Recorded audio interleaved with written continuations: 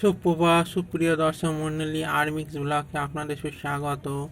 আবার আজ একটি বিশেষ গাছ নিয়ে আপনাদের সামনে একটি ভিডিও উপস্থাপনা করতে চলেছি। তো ভিডিওটা সম্পূর্ণ দেখার অনুরোধ রইল। যদি আপনি আমার চ্যানেলটা সাবস্ক্রাইব করে না থাকেন, অবশ্যই সাবস্ক্রাইব করে পাশে থাকা বেল আইকনটা টিপে দেবেন। ভিডিওর কলেবর যাতে বড় না হয় সেই কারণে আমি এই ভিডিওটা খুবই শর্ট আকারে প্রেজেন্ট করব আপনাদের সামনে। এখানে দেখতে পাচ্ছেন একটি গাছ। এই গাছটি হচ্ছে অতি প্রসিদ্ধ একটি গাছ পশ্চিমবঙ্গ সারা ভারতের। এটি হচ্ছে অবশ্যই আপনারা বুঝতে পেরেছেন, এটি হচ্ছে একটি গাঁদা ফুল গাছ।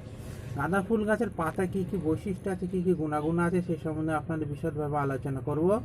এই যে গাঁদা ফুল গাছটা দেখতে পাচ্ছেন, সাধারণত শীতকালে আমাদের এখানে গাঁদা ফুল গাছ খুব ভালোভাবে বড় হয়। এই যে দেখতে পাচ্ছেন গাঁদা ফুল গাছের পাতা খুবই মনোরম সুন্দর দেখতে, কিন্তু এর গুণাগুণ আছে, একটি বিরাট একটি গুণাগুণ আছে।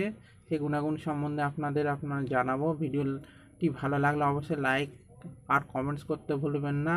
এর আমি গুণাগুণ আপনারা কারা কারা জানেন অবশ্যই আমাকে জানাবেন।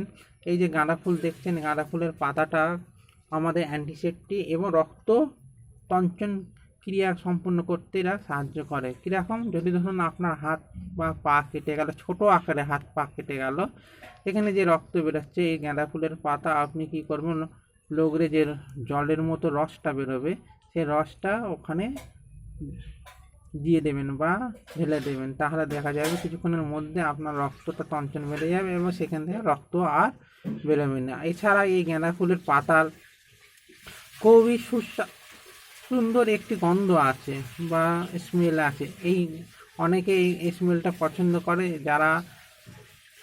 যাদের গা থেকে খুব দুর্গন্ধ বেরোয় তারা এই স্মেলের গাঁদা ফুলের পাতার রসটা জলে দিয়ে স্নান করলে দেহে থেকে গন্ধ চলে যায়।